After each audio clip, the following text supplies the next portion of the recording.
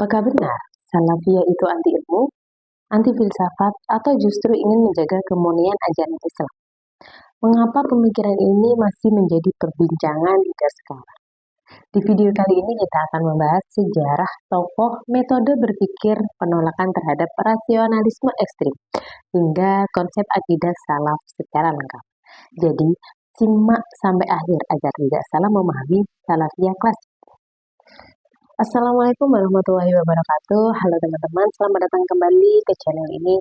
Perkenalkan, nama saya Elmi Hidayatul Khair. Saya salah satu mahasiswi dari Universitas Kiai Haji Ahmad Muzaki Syah Jember. Tanpa berlama-lama kita akan bahas pembahasan pertama, yaitu tentang biografi tokoh Salafiyah klasik. Nah, pemikiran Salafiyah klasik ini berkembang sebagai gerakan yang mengajak umat Islam kembali kepada ajaran generasi terbaik Islam, yaitu Salafus Saleh.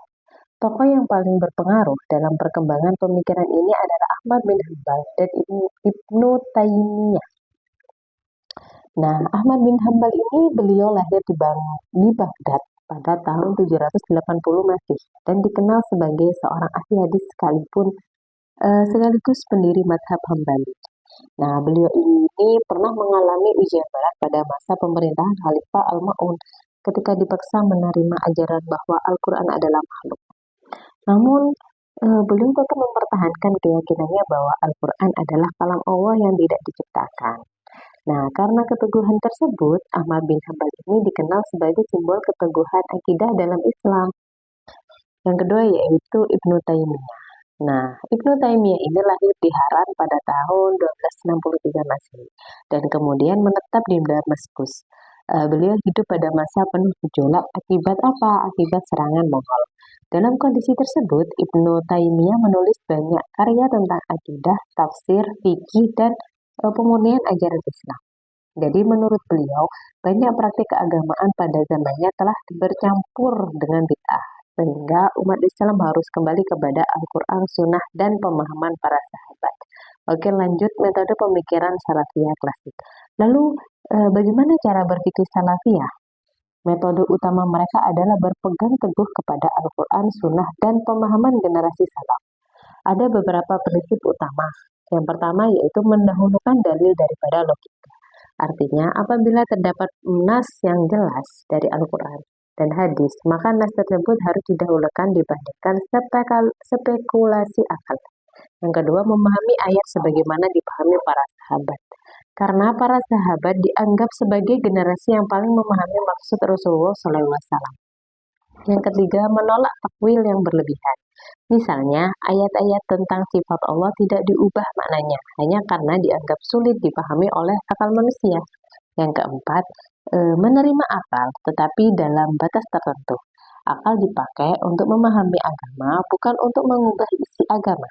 Jadi, sebenarnya, Salafiyah itu tidak menolak penggunaan akal, tetapi menolak apabila akal dijadikan hakim atas wahyu. Lanjut, yang ketiga yaitu penolakan terhadap rasionalisme ekstrim. Mengapa Salafiyah menolak rasionalisme ekstrim? Nah, pada masa itu berkembang kelompok-kelompok teologi yang sangat mengutamakan logika, seperti Mu'tazilah. Jadi menurut kelompok tersebut, apabila suatu ajaran dianggap bertentangan dengan akal, maka teks agama harus ditakwil. Salafiyah tidak setuju dengan pendekatan tersebut. Alasannya mereka adalah akal manusia terbatas, wahyu berasal dari Allah yang maha mengetahui. Kebenaran mutlak berada pada wahyu, bukan pada kemampuan berpikir manusia.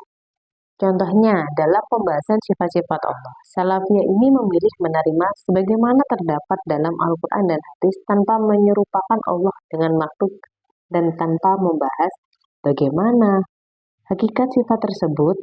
Prinsip ini dikenal dengan istilah bila kaifah, yaitu menerima tanpa mempertanyakan hakikat caranya. Konsep akidah salaf. Konsep akidah salaf ini memiliki beberapa prinsip utama. Yang pertama yaitu tauhid. Tauhid menjadi inti seluruh ajaran Islam. Tauhid ini dibagi menjadi beberapa, yaitu tauhid rububiyah, uluhiyah, asma wa sifat. Nah, ketiga aspek ini menunjukkan bahwa hanya Allah yang berhak disembah dan memiliki sifat-sifat yang sempurna. Nah, iman menurut Salafiyah. Iman terdiri atas keyakinan dalam hati, ucapan dalam lisan, perbuatan anggota badan. Iman dapat bertambah dengan ketaatan dan berkurang karena kemaksiatan. Mohon maaf.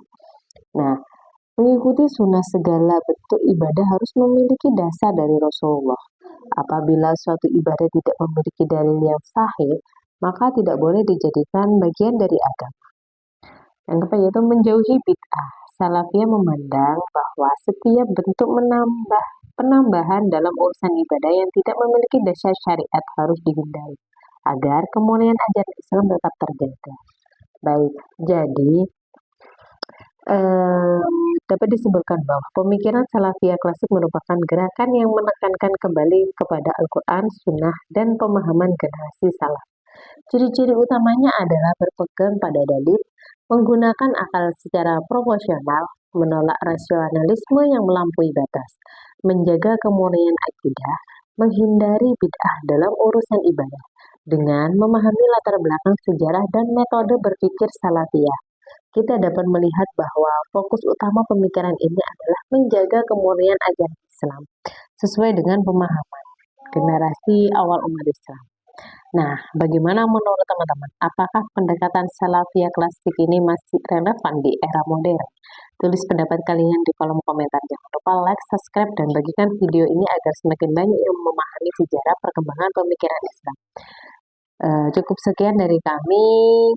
Sampai jumpa di pembahasan berikutnya. Wassalamualaikum warahmatullahi wabarakatuh.